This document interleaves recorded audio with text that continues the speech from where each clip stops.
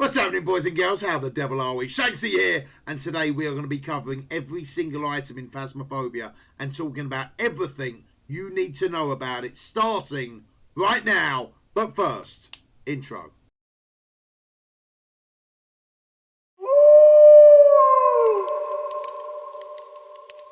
Alright then, boys and girls, as already said, this is a bit of a follow-up video to all of everything you need to know about all the different ghost types in Phasmophobia. And if you haven't already watched that, I'll link that at the end of this video. Now, I've done a fairly similar video to this already, comparing all the items to actual items that we use in real-life ghost hunts as well. And I'll link that at the end of the video. But in this one, everything you need to know about every single item in the game is going to be covered, and we're going to go alphabetically. So we're going to start over here with the candle. Now, to use a candle, you are going to need a flashlight, and to light it, you just press F on the candle while that's being held. Now, the candle's a really cool way to just drop it down in the room and still get some light out of it. Now, it is worth noting the candle can still be blown out, but not necessarily triggered when a hunt starts. So even though the candle can blow out, it actually lets off a fairly decent amount of light as well. And if you do keep a lighter in your pocket, you will still be able to have the candle on at all times. So when a hunt starts, it will trigger.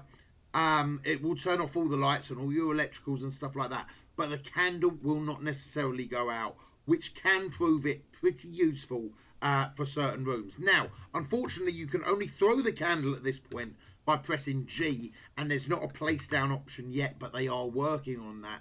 So you are going to be able to place the candle at certain locations and give you a bit of a way out, basically. Right, next up, it's the Crucifix. And I've got to be honest, this is the item I get asked about the most, without a shadow of a doubt. Now, how the Crucifix works is designed to stop the ghost from hunting. It is not going to stop an existing hunt. So the way that the Crucifix works is you need to throw it down on the floor. If you are covering a larger room, make sure you throw a couple down on the floor. You can only have 2 on the bus at any one time. Now, the Crucifix has a 3-meter radius of where it is thrown on the floor, that the ghost cannot spawn in the vicinity of that. But so, for example, if you've got a very small room and they walk out into the corridor and they start the hunt, then they can trigger the hunt. It is not a guaranteed way to stop it. They must be in 3 meters of that Crucifix to not be able to hunt. Now, that goes up to 5 meters if it is a Banshee. It is also worth noting, guys, that this is an objective sometimes on the board, and you will get additional cash for making that ghost go into a hunting phase, or stopping, that ghost from going into a hunting phase. You will notice this: if a Crucifix ever disappears, it has not bugged out on you guys. You have actually prevented 2 hunting phases, and then the Crucifix breaks, it shatters, that is it. So if you find the room, drop your Crucifixes down, try not to have them overlapping each other. You've got a good 3 meters, 5 meters if it's a Banshee, and that will stop a hunting phase. If you look down and that Crucifix that you've had there for a little while is no longer there, get out of Dodge, because you've used your 2 charges up. Right, next up is the EMF Reader, otherwise known as the K2. The K2 will trigger, no matter what ghost it is, up to at least probably a 3 on any ghost interaction. You will get 3 bars. Now, you can have the K2/EMF on the floor or hold it in your hand as a scanning tool. Now, if you see a ghost interaction, like doors moving, anything like that, and go over towards that door, it will give you the strongest possible reading. If you get a K2 level of 5, which goes all the way up to the red, that is actually evidence that you can then place in your journal by pressing J. But if you get level 2, or even if you get level 2 or 3, that will classify as the objective for measuring some type of activity with the EMF. Now, it is worth noting that you cannot place it down again, and if you are trying to throw it down on the floor, it's actually worth looking up a bit to where you want it, and it will try to bounce along the ground like that. If you throw it at too much of an angle, 9 times out of 10, it will actually just flip over. So, it is also worth noting, guys, that if you do get K2 or EMF level 5, it doesn't mean the total activity is at 5. It doesn't correspond directly to that, but EMF 5 is the max reading that you can get, and that is evidence. Anything else indicates that's where the ghost has been and given out some type of energy recently in that area. Very good for locating where the ghost room is. It's also worth noting, guys, before I throw this one away, that sometimes they can ramp up. Just because you've had an EMF 3, then an EMF 4, and it's been at 4 for a little while, and you haven't managed to get 5 yet, doesn't mean that it cannot ramp up. EMF can sometimes be the last bit of evidence that you need, and it does take a while to ramp it up to get that 5. Next up is your standard flashlight. Now, I've got to be honest, I actually feel like the candle whacks out a decent amount of light considering this thing. This thing is okay in the smaller houses and things like that, but if you go into a larger location, ideally you want to be taking a strong flashlight with you. Now, the one trick that this is a starter item, you can still pick up other bits of equipment, 2 other bits of equipment, and have them in your hand. See, we've got a lighter, we've got a crucifix, and then by pressing T, that will still turn on your flashlight. This works with both the normal flashlight and the strong flashlight, so you can have 2 additional items and 1 item in your hand, as it were, while scanning and not having to worry about turning that flashlight on and off. Other bits of info with the flashlight: if it starts going like that and you're not turning it on and off, that is going to trigger, that is going to show you that you are actually in a hunting phase and the ghost can kill you. Depending on what type of ghost it is, depending on what area you're in, you're either going to be better off sprinting or hiding. Try and break line of sight, hide in a cupboard, get yourself out of view of the ghost, and literally turn it off. Now, the saying goes, if it can be heard by a player, it can be heard by a ghost. Turning your flashlight on and off during the course of a hunt to make sure if the hunt's over or not can actually get you caught, guys. So be careful with that. Just as a bit of a heads up. Next up is the ghost writing book, otherwise known as automatic writing. It is a starter item. You can have a maximum of 2 on an event, and it is required for evidence as well. Now, in the beta coming out soon, not yet, if you take a picture of the ghostwriting book after it's been written in, that will actually classify as an interaction photo. But at this stage of recording, on the 27th, it is not currently in the game. You do not get any additional money for it until the beta patch comes live. Now, there are loads of different ways that you can handle the book. Basically, the best way is to find the area and whack it on the floor. Try and have it in front of a video camera for a bit of a way to check it back in the van. But the ghost can write on it, whether it's in your hand, whether it's in an additional slot, whether it's on the floor, whether it's upside down, the ghost can write in it. If they're going to write in the book, they're going to write in the book. Demons tend to write a lot quicker than usual, than the other spirits, but that's not a guaranteed, right? So it can be in your hand, it can be on the floor. I would normally recommend placing it on the floor, and ideally placing it in front or in view of a camera that you can check back in the van. And that's just another way that when you're checking for ghost orbs, you can also keep an eye on the book as well. And if you're feeling really saucy, whack an EMF in that view as well, and you're laughing. Right, next up is the glow stick. It's not particularly useful. There are a few times that it may come of use if you are using salt, and having a UV glow stick next to the salt's track footprints is sometimes a really good idea.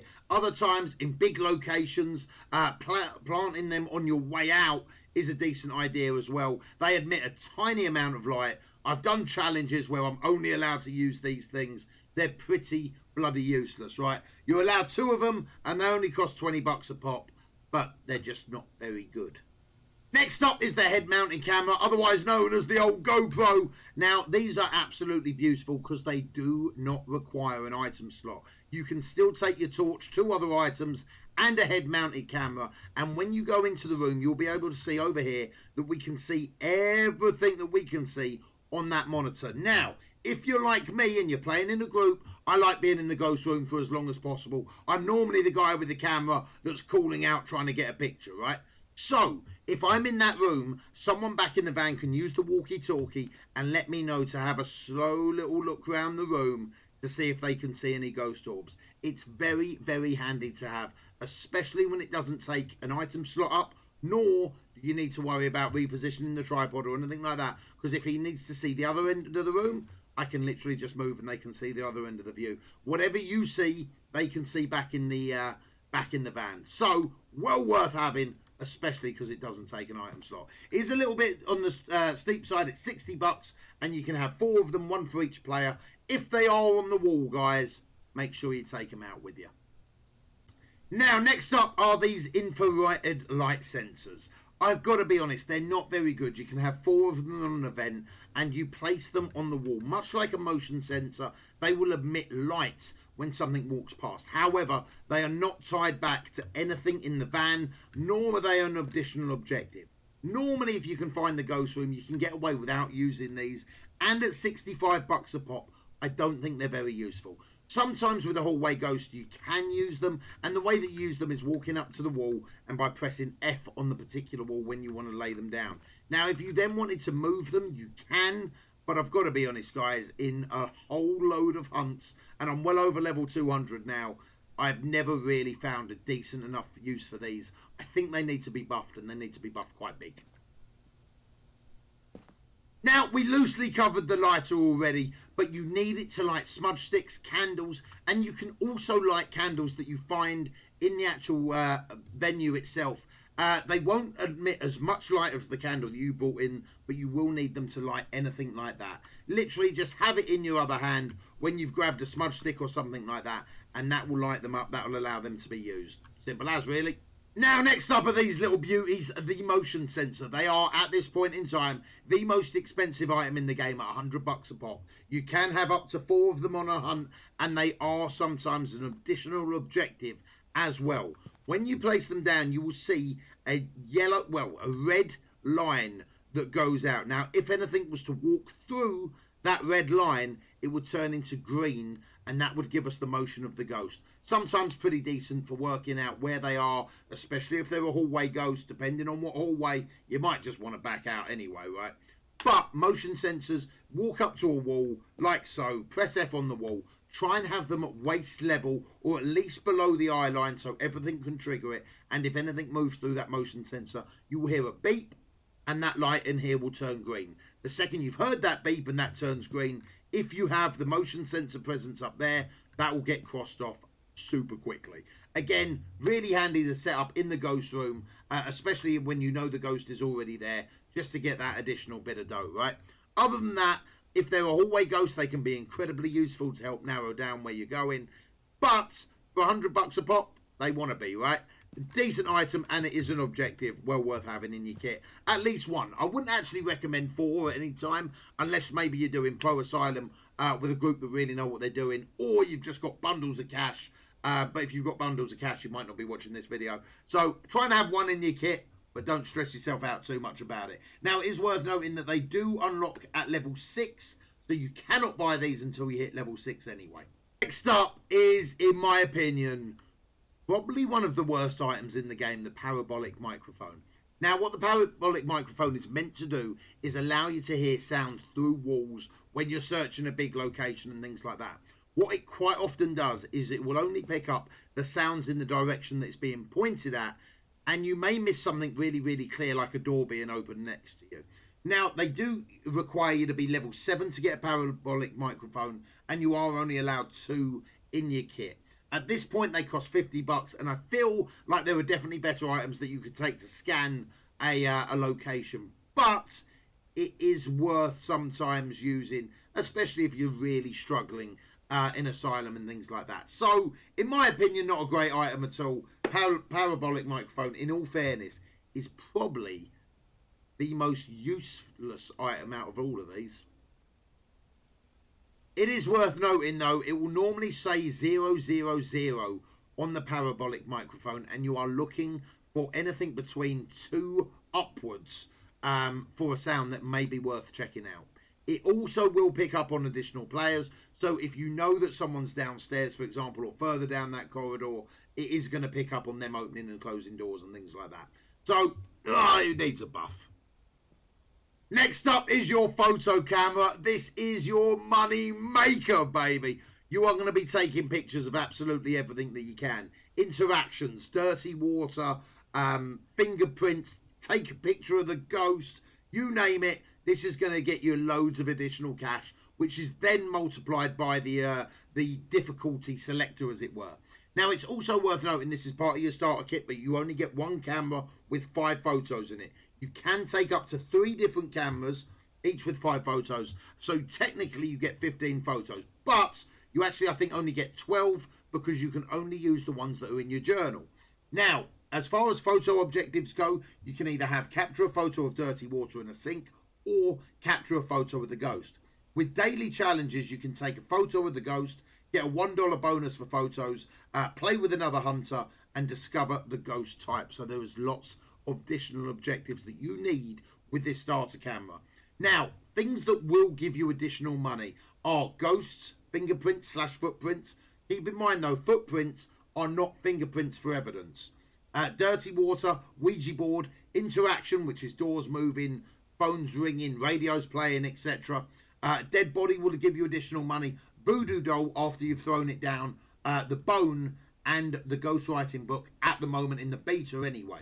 So it's well worth taking these pictures. Point and shoot, point and right click. Get that money, baby. Next up is your salt shaker. Now, you get 3 charges of the salt shaker, and it is worth placing them at locations in the ghost room where you think might be high traffic, or at basically choke points in the room. So to place it down, you want to look down at where you want to place it and then press F. Now, the ghost can only stand in one salt pile every 10 seconds, and that will leave fingerprints / footprints for you to get a look at. Again, this is probably the only time that the UV flashlight is going to come into play. If then the ghost breaks that, it will leave a trail of footprints on the floor. Now, it's worth noting that if it is a wraith and they float, they will not actually leave footprints, which is well worth keeping in mind, guys, if you are not seeing any footprints after the salt's been broken.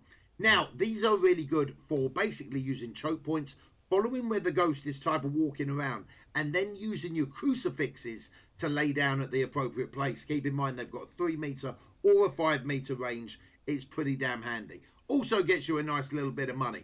Now, if a wraith is chasing you, leaving these at a doorway may actually stop him from walking in there, as they have a toxic reaction to salt, so it can actually save you over the course of the hunt, but it will not necessarily save you.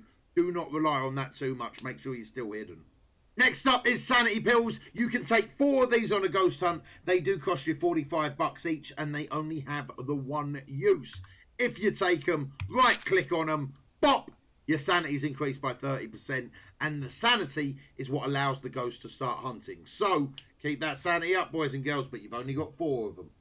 Next up is the smudge sticks, guys. So the smudge sticks have a lot of uses. They're an objective where you need to smudge the ghost room. Now, in order to use the smudge sticks, that's right, guys, you need to have a lighter on you as well. Now, it's very simple the way to use them. Just press F while they're in your hand, and you want to walk around the ghost room as much as possible. Then you can lob them in there.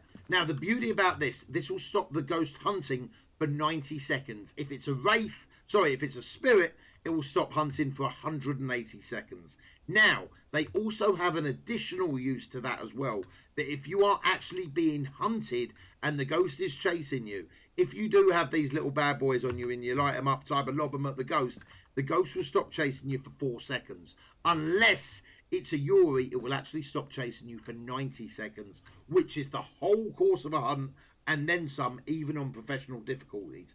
So if you use these against a Yuri, you are guaranteed to be getting away, and you are safe as houses. It's also worth noting that the second they are used, guys, you can only use them the once.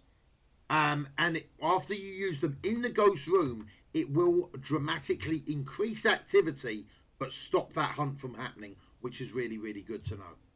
Next up are the sound sensors, which are these little beauties in the middle here. So basically, easiest way to think of it, motion sensors, sound sensors, infrared sensors, right? The sound sensors, again, are very good to be placed around the locations, and you will actually get the sound sensors back here.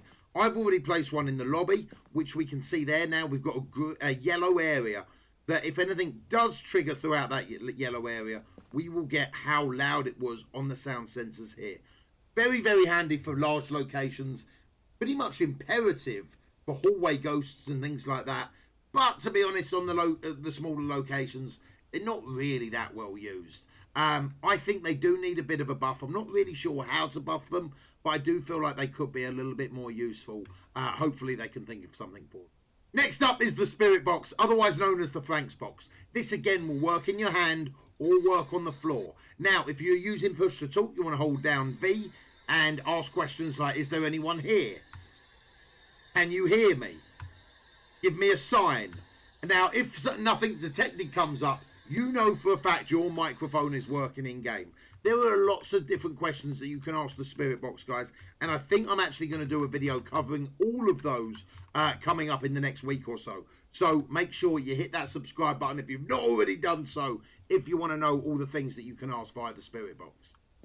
Next up, very briefly, it's your strong flashlight. That is actually a really decent flashlight. This unlocks at level 5. You can have a maximum of 4 of them. You don't need any more than 4 of them.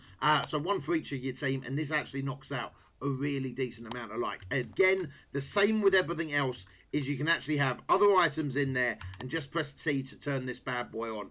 Compared to the normal flashlight, it's like turning on the sun.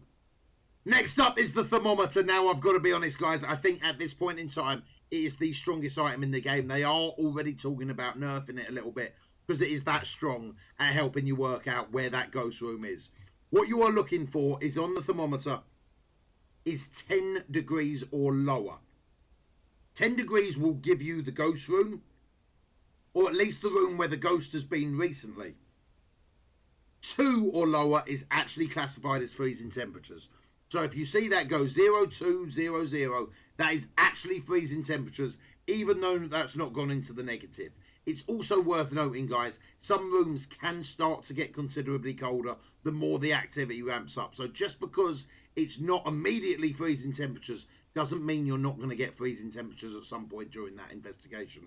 Now, if you do get freezing temperatures, again, that is evidence, and you are one step closer to knowing what your ghost is. But as far as the big buildings go, this is my go-to bit of equipment for when I'm starting a search, without a shadow of a doubt.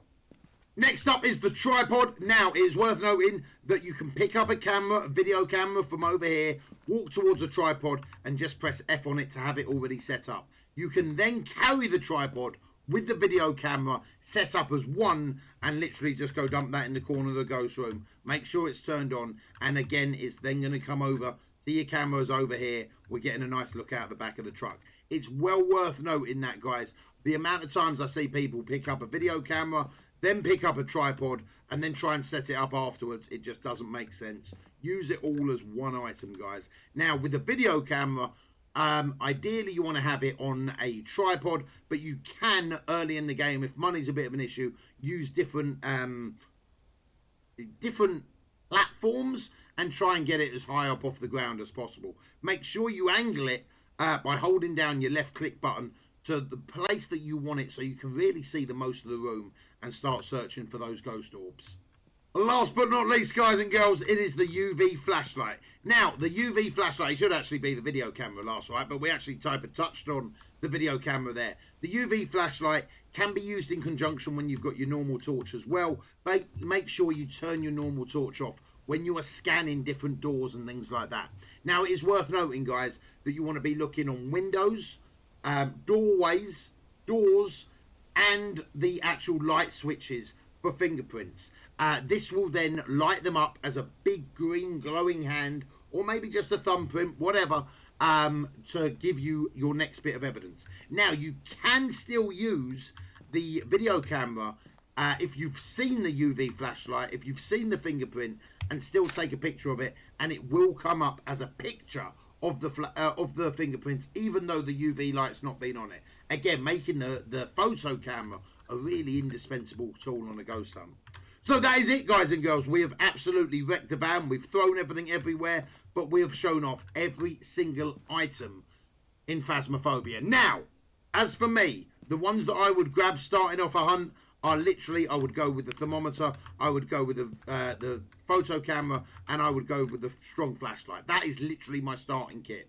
If I'm going solo and if I'm just trying to merely get evidence, I might ditch the video camera and just take a the photo camera and take a video camera. That way, when I'm coming back to the van, I can then click on the video camera and see if there's any orbs or anything like that in the ghost room. But that is it for me today. Guys and girls, I hope you've enjoyed the video. As you can tell, I've not put any background music on this one. I can't believe how well that last video done, and I really am so sorry about messing out with the audio, guys. If you've got any comments for me regarding Phasmophobia or real life ghost hunting or anything like that, leave them down in the comments below. I will do my best to get back to you as quick as humanly possible. Discord links are down below, live stream links are down below, all that type of good stuff. But until next time, be smart, be strong, be safe, and I'll see you on the flip side. You take it easy.